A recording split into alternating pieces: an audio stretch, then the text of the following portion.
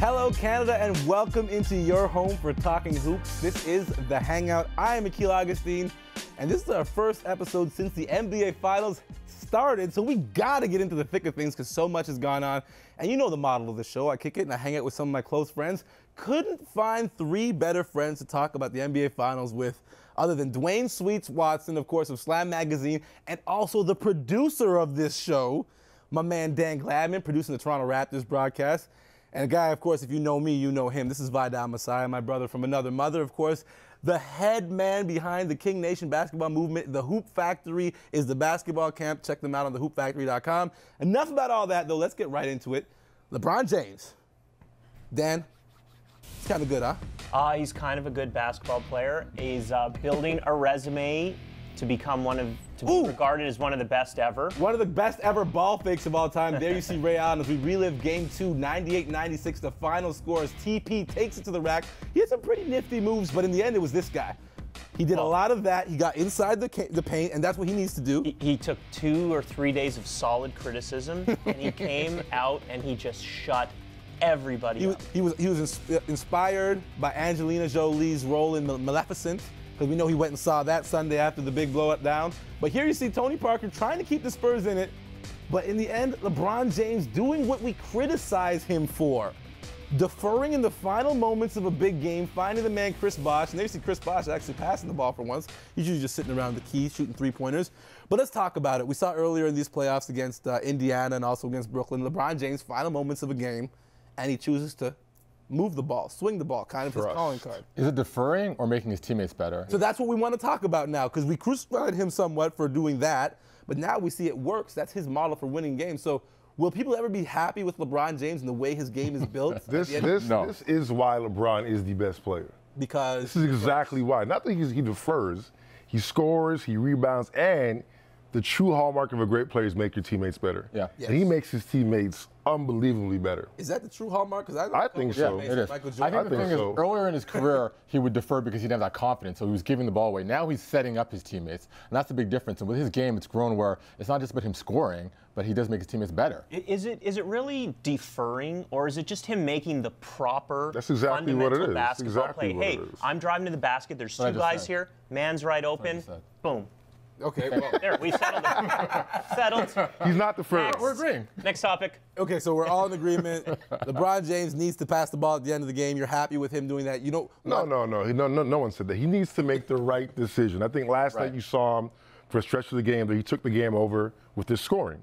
But when it calls for making a pass or making the right play, I mean, he's more than willing to do it because it is the right play.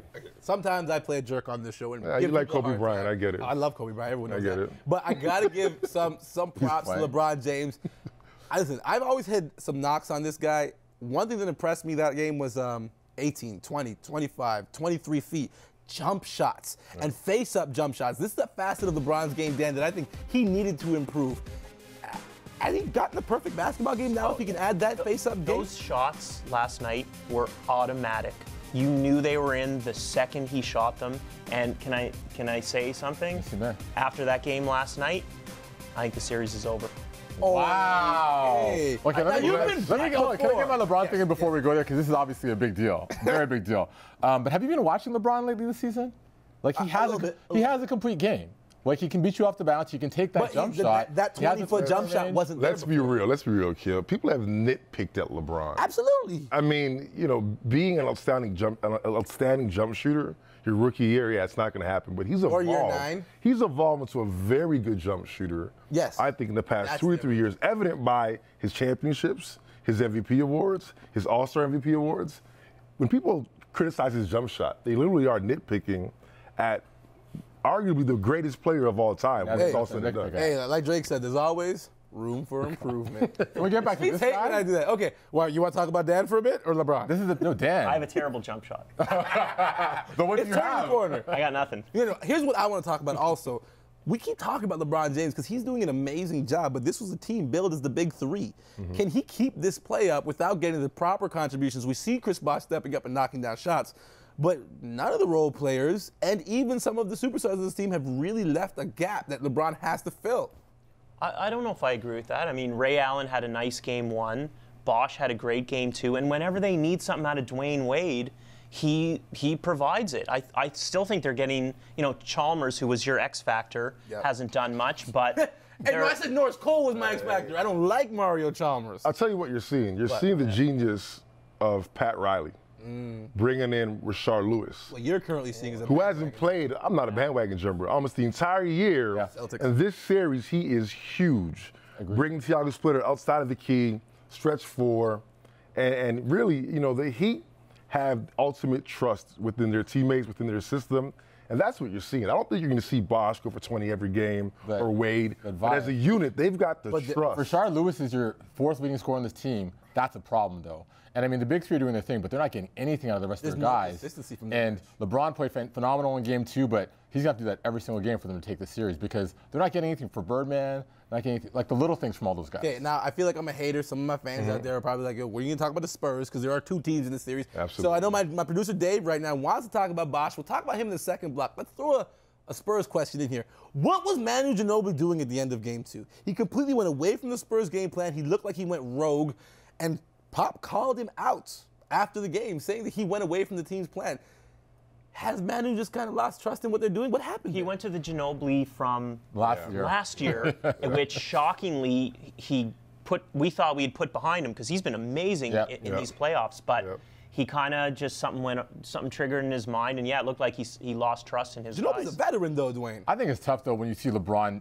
He literally took over the ball game, and I think everyone thought they had to do something. And sometimes you forget about the system, and it's not that he's taking the one-on-one challenge, but he's just trying to do more for his teammate, and they got to stick to what they know, and was a big problem for those guys.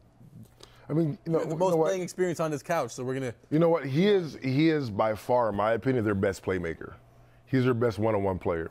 So the fact that he was, he had the ball in that position, he's better than Parker. Parker's great off the dribble in transition. But his lack of a jump shot hurts him. One-on-one, Ginobili's a fantastic playmaker, and he's got the size to pass and to find guys that are open. But I just think, like Dan said, he got caught up in the moment, I think, and just maybe tried a bit too much and didn't stay within himself or the system. And as we all know, the Spurs are a systematic team. 100%. Yeah. All right, well, listen, there's still more to talk about. We talked about game 2, but listen, we got to talk about game 1 and the aftermath of LeBron Gate. And also, some major NBA sponsors getting involved in the hating online. Gatorade, Powerade, War of Words. We'll be cramping up next on the Hangout. Hydrate, rehydrate, Gatorade.